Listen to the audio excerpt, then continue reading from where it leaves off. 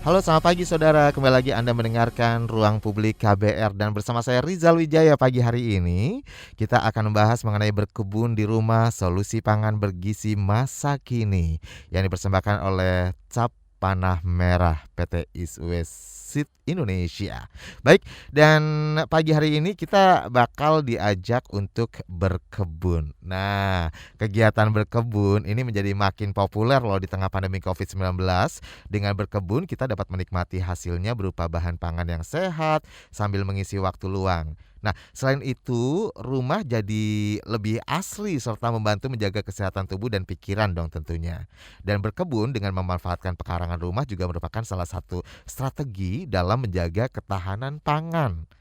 Untuk memperkuat ketahanan pangan tersebut, yuk kita bersama-sama menjadikan lahan pekarangan ataupun ruang-ruang potensial di rumah sebagai kebun urban.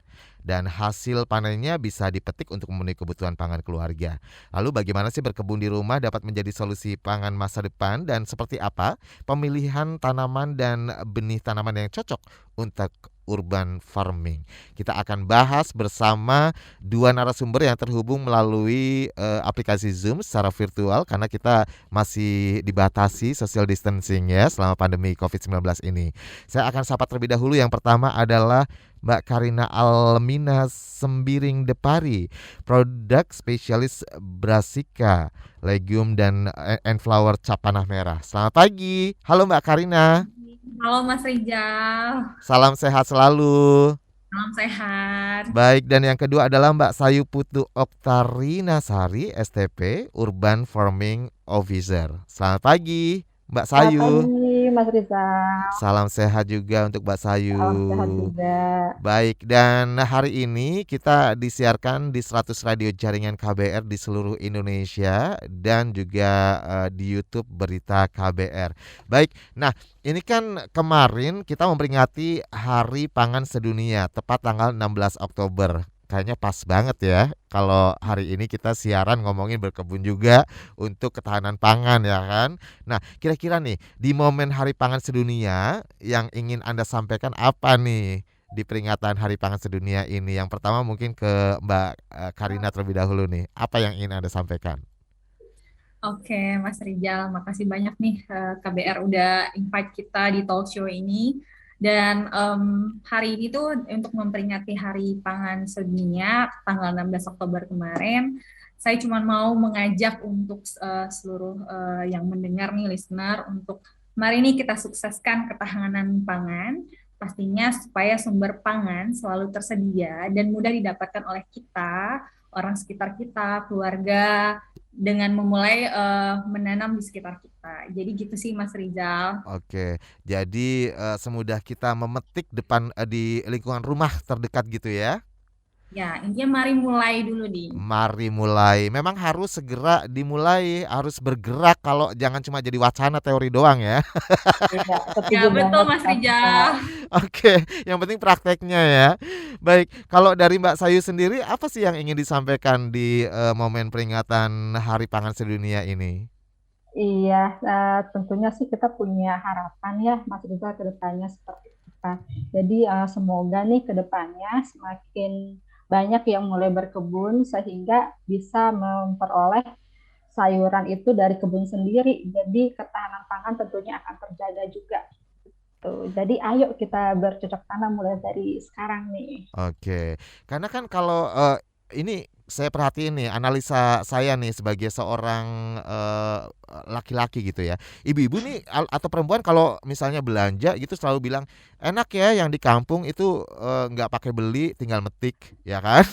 Iya benar. Nah, diharapkan bukan hanya di kampung saja ya kan atau di tanah Hmm, kelahiran kita tapi juga di lingkungan rumah terdekat kita even ya di kota besar kayak seperti Jakarta atau di mana gitu ya. Baik. iya, Nah, sebenarnya nih kalau ke Mbak Sayu nih yang pertama. oke. Sebenarnya kenapa sih berkebun di rumah itu menjadi perlu dilakukan? Apakah memang pas lagi momennya pandemi COVID-19 saja karena banyak di rumah berkegiatannya Hmm. atau seperti apa sebenarnya?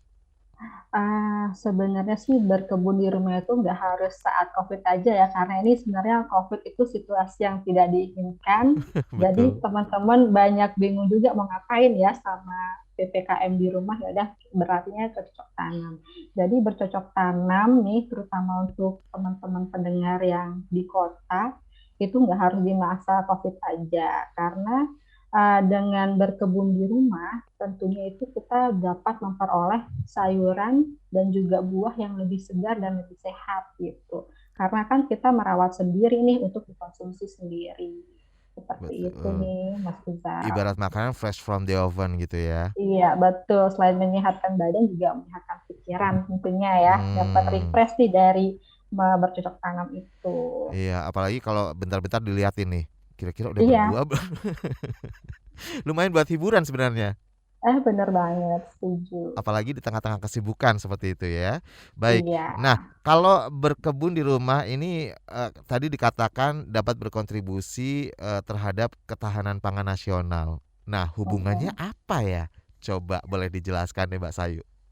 Iya, sebenarnya hubungannya tentunya berkaitan erat ya Mas Rizal, terutama untuk masyarakat di kota. Tentunya kalau kita nunggu dari desa, kadang-kadang kita kurang dapet nih sayur-sayurannya, Mas, dalam artian wah kehabisan stok nih gitu kan. Nah itu kan terutama salah satu ancaman pangan. Hmm. Nah dengan kita bertanam di rumah, bercocok tanam di rumah, nah itu untuk membantu kebutuhan kita sendiri sebenarnya, kebutuhan pangan keluarga gitu. Jadi teman-teman yang mau nanam sayur di rumah tentunya akan mendapatkan sayuran yang lebih cepat, terutama sayuran yang disukai nih oleh anggota keluarga, ya kan? Sayur-sayuran seperti cabai kayak gitu kan. Kalau misalkan kita butuh banget, wah di dapur habis nih Mas, Hmm. tinggal satu biji misalkan, oh iya saya punya cabai nih di depan, saya bisa cepet nih dapat metiknya kayak gitu. Langsung petik, langsung masak Langsung petik, gitu. langsung masak, lebih fresh kan. Oke. Nah, kalau dari Mbak Karina mungkin ada tambahan nih.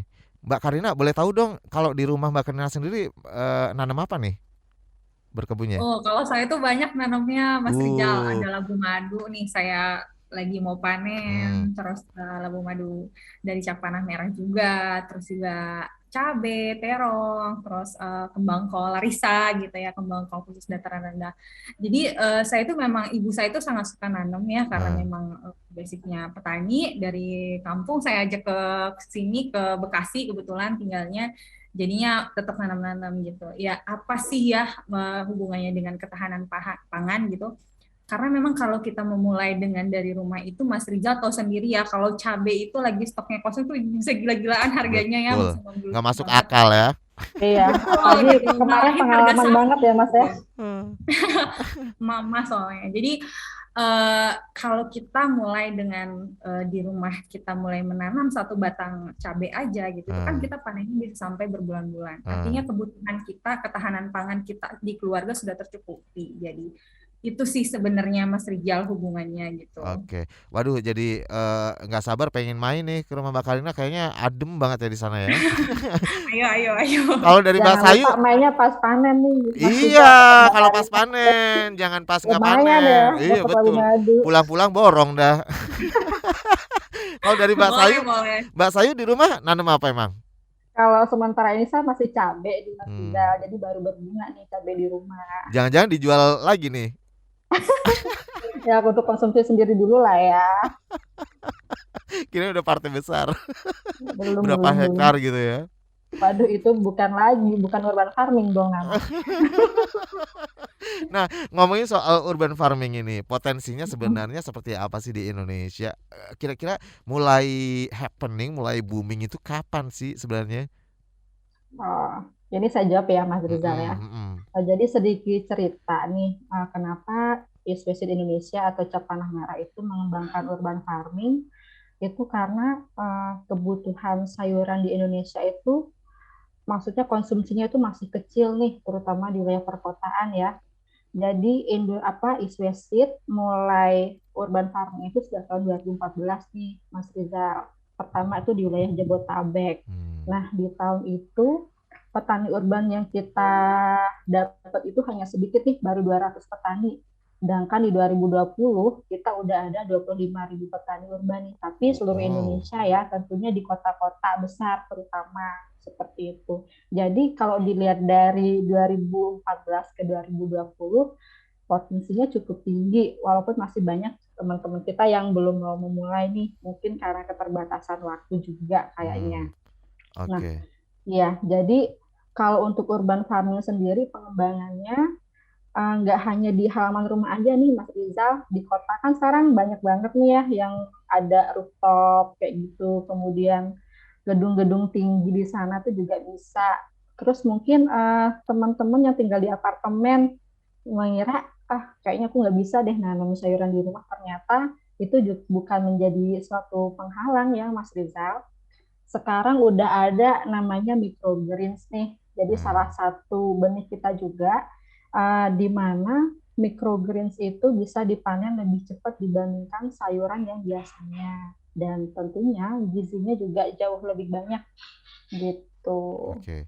Nah, kalau berbicara soal urban farming juga nih, kita kan juga nggak mau naif juga, maksudnya kita juga butuh keuntungan dong, Iya, ya bener kan? dong. Pasti dong hari gini nggak ada keuntungan Iya. ya nggak sih? Kira-kira keuntungannya apa saja ya dengan kita urban farming ini? Yang pertama nih pasti dari segi ekonomi, terutama buat ibu-ibu nih Mas Rizal, yang selalu Oke. di dapur kan. Jadi dengan urban farming, seperti tadi sayuran cabai kita bisa tanam, petik sendiri, tentunya mengurangi pengeluaran dong Mas Lebih Rizal. Ya hemat nggak? ya. Makin hemat, apalagi kalau misalkan harga cabai pas melambung tinggi tuh. Jadi kita bisa panen, udah deh aman nih persediaan cabai beberapa bulan ke depan. Ya nggak sih? Betul. Betul. Kemudian yang kedua dari kesehatan nih, Mas Rizal. Pertama, kesehatan tubuh dan juga kesehatan mental. Kalau dari kesehatan tubuh, nah kita kan panen sayur dan buah segar yang kita rawat sendiri. Hmm, Tentunya kita menjauhkanlah penggunaan pestisida atau zat-zat beracun lainnya nih untuk menjaga si tanaman. Tentunya akan lebih sehat di situ. Kemudian kalau dari segi mental nih, karena kita merawat, jadi kita tuh punya kepuasan tersendiri nih Mas Rizal, dari merawat, kemudian panen, apalagi pas panen pasti bakalan seneng banget tuh, hmm. ya Jadi kan? jadi keuntungannya luar biasa ya, banyak Ya, banget terutama buat banyak kesehatan ya kan. betul. Dan Kemudian untuk lingkungan juga menunjang juga tuh Mas Rizal. hmm, Dengan banyak tanaman tentunya udara semakin segar ya Mas Rizal. betul. Iya. Dan Terus satu lagi ada yang dari segi edukasi nih Mas Rizal. Mungkin kalau di kota jarang nih anak-anak yang mau berkotor-kotoran ya atau mungkin bercocok tanam. Jadi kalau dengan berurban farming itu bisa mengenalkan kepada generasi yang masih muda banget nih, itu tanamannya ini namanya apa, kemudian cara hidupnya bagaimana, cara menanamnya seperti apa gitu. oke, jadi ditanamkan sejak dini ya. Sejak dini, betul. Nggak ada lagi istilah misalnya anak-anak nggak tahu bentuknya buah apa, misalnya yang sekarang jarang dijumpai di pasaran gitu. Kasihan juga loh, kadang-kadang anak aja nih mau ngelihat buah stroberi secara langsung aja itu cuma bisa Heeh, melihat dari TV misalnya. iya, tanamannya nggak tahu ya. Nah itu dia. Jadi perlu juga dikenalkan sejak dini seperti itu. Iya. Nah kalau dari Mbak Kanina sendiri nih, kira-kira mulai sejak kapan nih tertarik dengan urban farming ini? Kalau Mulai saya sih praktik dari deh. mulai praktek itu Iya. sejak saya menikah sih Mas ya, itu Oh. 2018.